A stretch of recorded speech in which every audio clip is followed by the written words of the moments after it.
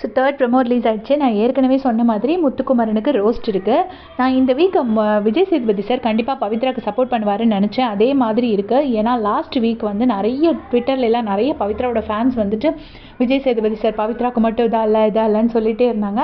First மஞ்சரி மேம்க்கு எகென்ஸ்டாக பேசினதுக்கப்புறம் நிறைய பேர் மஞ்சரியோட fans போட்டு நெக்ஸ்ட் வீக் வந்து அவர் மஞ்சரிக்கு சப்போர்ட் பண்ணார். ஸோ இந்த வீக் அவர் பவித்ரா கிட்ட பேசுவார்னு நான் நினச்சேன். அதே மாதிரி ஃபஸ்ட்டு பவித்ரா கிட்ட கேட்குறாரு, கேம் எப்படி போச்சு நீங்கள் சொல்லுங்கள் அப்படின்னு கேட்குறாரு. உடனே பவித்ரா வந்துட்டு நம்ம பவித்ரா கிட்ட ஒரு கொஸ்டின் கேட்டால் ஆன்சர் நம்ம எக்ஸ்பெக்ட் பண்ணிக்கலாம். அது வந்து எகெயின்ஸ்ட் முத்துக்குமரன், அவ்வளோதான், சிம்பிள் ஃபார்முலா. ஸோ அவங்க அதே மாதிரி சொல்கிறாங்க, முத்து வின் பண்ணணும்னு சேர்ந்து எல்லாரும் ஸ்ட்ராட்டஜி போட்டு விளாண்ட மாதிரி தான் சார் இருந்துச்சு அப்படின்னு சொல்லி பவித்ரா சொல்கிறாங்க. மஞ்சரி கிட்ட கேட்டோடனே மஞ்சரி சொல்கிறாங்க, அந்த கேம் முத்து டிசைட் பண்ணுற மாதிரி போன மாதிரி நான் ஃபீல் பண்ணேன் சார் அப்படின்னு சொல்லிட்டு சொல்கிறாங்க.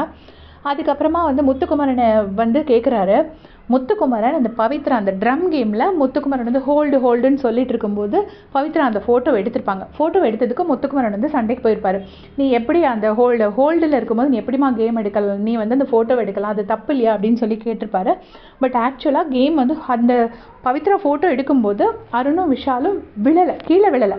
அவங்க ஜஸ்ட் அந்த லைனுக்கு வெளியில் தான் போயிருப்பாங்க.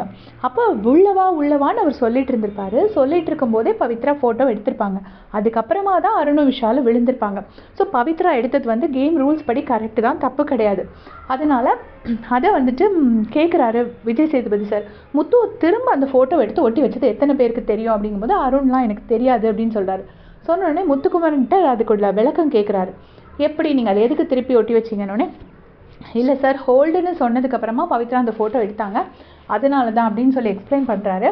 அதுக்கு விஜய் சேதுபதி சார் கேட்குறாரு, ஹோல்டுன்னு சொல்கிறதுக்கு நீங்கள் யார், ரெஃப்ரியான்னு கேட்குறாரு. அது ரொம்ப கரெக்டான கொஸ்டின் தான். முத்து பண்ணது தப்பு. ஏன்னா அந்த இடத்துல வந்துட்டு அருணும் விஷாலும் விழுந்ததுக்கு அப்புறமா பவித்ரா எடுத்திருந்தா தான் அது பவித்ராவோட தப்பு.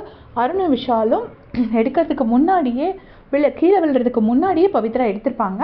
ஜஸ்ட் அது வந்து முத்து தான் கேர்ஃபுல்லாக இருந்திருக்கணும். தன்னோட ஃபோட்டோவை சேஃப்கார்ட் பண்ணிக்கிட்டே போயிட்டு அருணும் விஷாலே நீங்கள் பவுண்டரி லைனுக்குள்ளாடி வாங்க அப்படின்னு சொல்லியிருந்துருக்கணும். பட் அவர் தப்பு பண்ணியிருப்பார். அதனால விஜய் சேதுபதி சார் இதை கேட்குறாரு. ஆக்சுவலாக இந்த ரோஸ்ட் கரெக்டு தான். ஏன்னா இப்படி கேட்டால் தான் அவர் இனி மிச்சம் இருக்கிற 2 வீக்ஸ் கொஞ்சம் கேர்ஃபுல்லாக விளையாடுவார்.